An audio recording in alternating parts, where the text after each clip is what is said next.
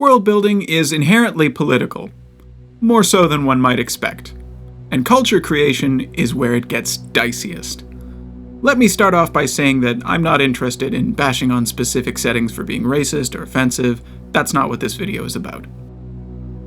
Let's just say most settings are problematic in one form or another to greater or lesser degrees.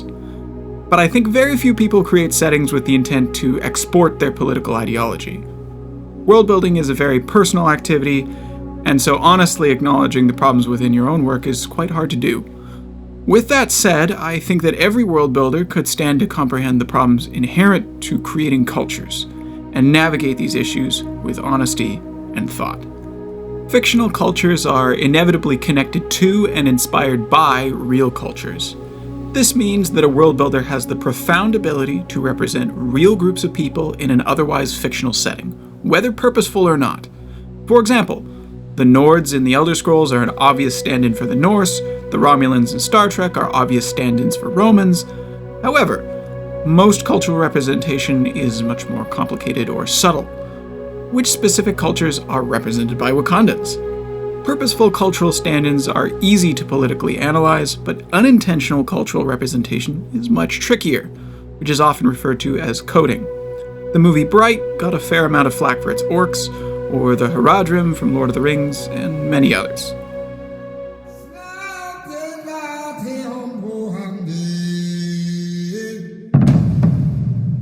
If you want to get an in-depth understanding of coding in world building, or racialization and colonialism, or any of that stuff, I won't be discussing it in depth here.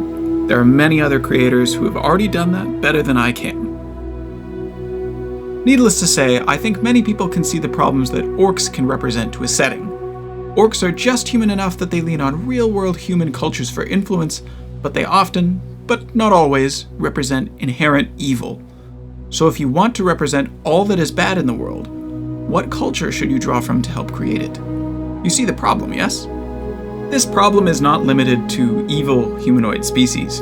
If a fantasy setting has both human beings and non-human, but human-like beings, it inevitably asks the question, what real-world cultures get to be recognized as fully human, and what real-world cultures are shown as partially human? In the most common representation of this problem, the humans of the setting have norms and customs familiar to the assumed audience, while the partial humans have cultural habits deemed to be exotic or strange, even if these are actually very common cultural features of indigenous peoples across the globe.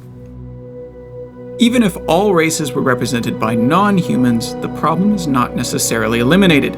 Some forms of being are more denigrating than others. The graphic novel series Mouse, which depicts the Holocaust, deals with this kind of imagery in a very purposeful and interesting way. Is it possible to just use humans but give them completely unique appearances and cultural traits?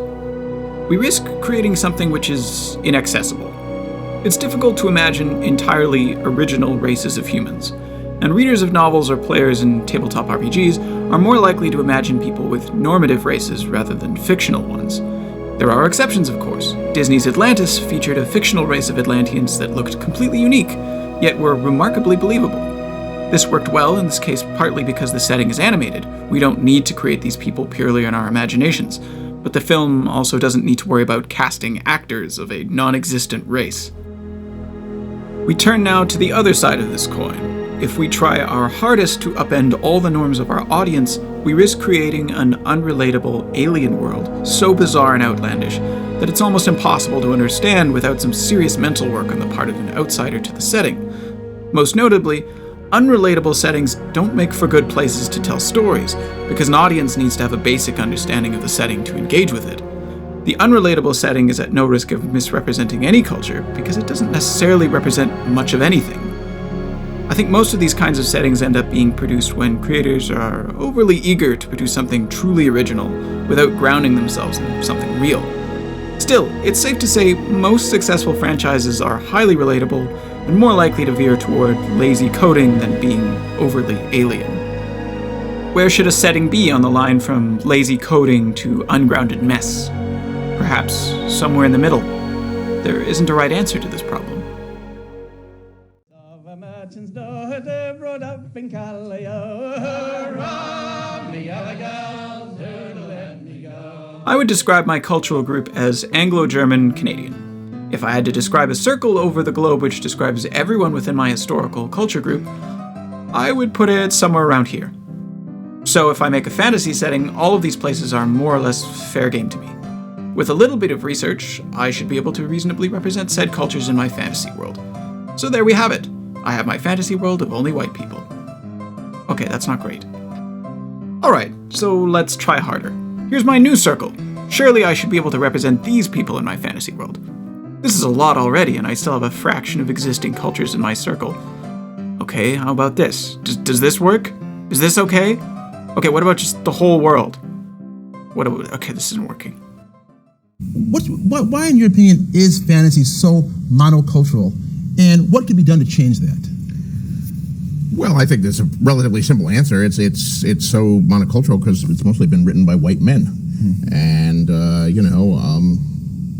I'm a 66-year-old white man. Tolkien was I don't know what age he was, but he was born in the 19th century in England, and he was an Oxford Don. And he lived in small English towns his entire life, and we look back on our own history and the cultures and things we were taught, raised up on legends of Robin Hood and King Arthur, and Tolkien was an expert on Beowulf and all that, and that's true of many of the Tolkien imitators. Even the people writing it today are all drawn from the same cultural pool. To reiterate what was said in this Wall Street Journal interview from almost a decade ago, George R.R. Martin essentially answered, "I'm an old white guy, I grew up with European folklore and history, and it's what I know how to write about." I think it's hard to find fault in that answer. Perhaps he could have included more about non-European-like cultures, but with what authority or insight would he be able to do this? World-building in fiction often naturally flows from deep within our own culture. In my opinion, no representation versus misrepresentation is probably the most difficult of all world-building choices. There really isn't any winning with this dilemma. It is possible to write about cultures that are not your own, but it requires much more rigor, research, and sensitivity. Asking someone who is an insider with another culture is a good start, but no one person can be the representative of an entire culture. In the end, I would say do what you want, but do it with care. If you want to make another fantasy world that's like 14th century England, then you can do that. If you're from the Midwest and you find mayonnaise spicy, then you can still have your hand at creating a Southeast Asian-inspired culture. Just don't be surprised if you get something really wrong. To offer some more concrete help on this topic, here is a list of concepts and cultural practices which are particularly prone to misrepresentation or problematic distortions. Cannibalism, harems, spirit animals, slavery, settler colonialism, warrior cultures, chiefs, Asian mysticism, warrior monks, ritualistic warfare, Asian isolationism, cultural exceptionalism, piracy, non-literacy, use of psychedelics, and the most egregious of them all, being one with nature.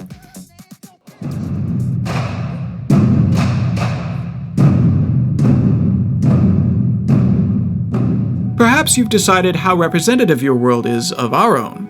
If you have, you're not out of the woods yet. How many cultures do you need to be truly representative of the diversity of those on Earth? There is nothing worse than creating a highly detailed Western European fantasy world, only to last minute pop a stand-in culture for all of Africa into the mix. But of course, if one were to be totally realistic, you would need to make thousands of cultures to capture the diversity of an entire continent. This clearly isn't easy to learn about or explain, much less to actually write out 1,000 different names. Clearly, we have to be a bit more conservative or at least build on a smaller scale. This is an especially difficult issue facing any world builder who wants to explore more than one region on a planet, or even worse, wants to world build a whole star system. This is where a softer style of world building can work wonders. Star Trek has some implied cultural diversity. We can't really see how diverse Klingons are, but we get some suggestive dialogue here and there that allows us to imagine that they are. In Star Trek Deep Space Nine, there are numerous allusions to how different the various Bajoran provinces are and their customs, but we aren't expected to remember any of these places, point them out on a map, or really care about them, which is perfectly fine. They serve to imply further world building. Okay, I don't want people to think I hate Star Wars, but I do find it to be a pretty big kitchen sink. No one can accuse Star Wars of being too monolithic, but it's damn near impossible for me to keep track of the number of aliens which have 100-page descriptions, but only showed up because George Lucas had a werewolf costume kicking around. Generally speaking, one highly detailed culture is more interesting than a dozen generic, poorly described cultures. But as we have seen, this can fly in the face of reality and can risk portraying multiple real distinct cultures as essentially one and the same. Tolkien's Haradrim, as I mentioned previously, are slightly problematic in this regard. It's evident that when you don't have multiple points of comparison within a perceived group, you risk painting a lot of people with the same brushstroke. If you only have one cultural group of a single race, and they happen to be the villains... In real life and history, we have the benefit of having an enormous, complicated world, which means that when discussing our own real Earth history, we have the power of context to better understand cultures. Fictional worlds often don't have this context available. If I only know about the bad things that orcs do in your story, I will assume that the orcs are always bad.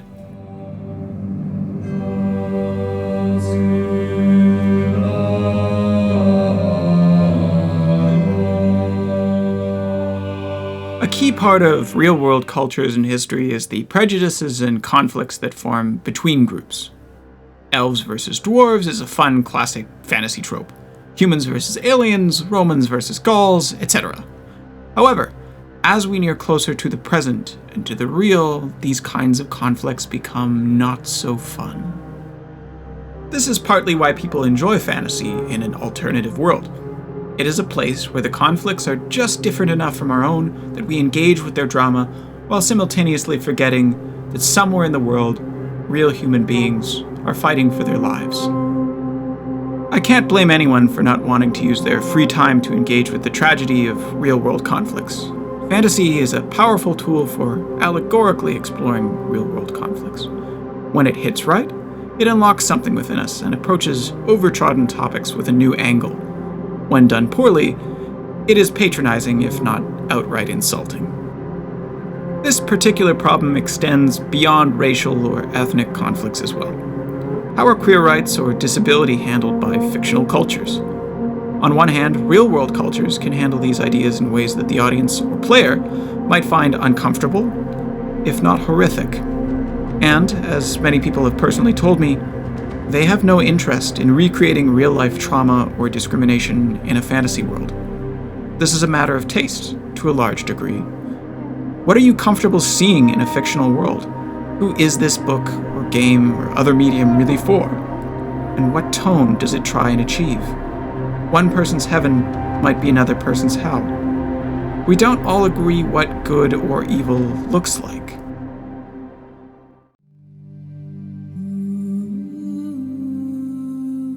As you may have noticed, I have not presented many solid solutions to the 4 problems of culture creation, because these are not the kind of problems that are entirely solvable. They can, if thought of in another way, be potential creative springboards for new worlds. I think about these 4 problems whenever I world build, and they can help give shape and purpose to a vision, not to be as correct and as safe as possible, but simply to think through the process in a new way. In creating cultures, we may long to step outside the bounds of our own, to create the ideal or the grotesque, and in doing so, we always implant a part of ourselves, shaped by our own culture and history, the tragedy, the triumph, and everything that lies between.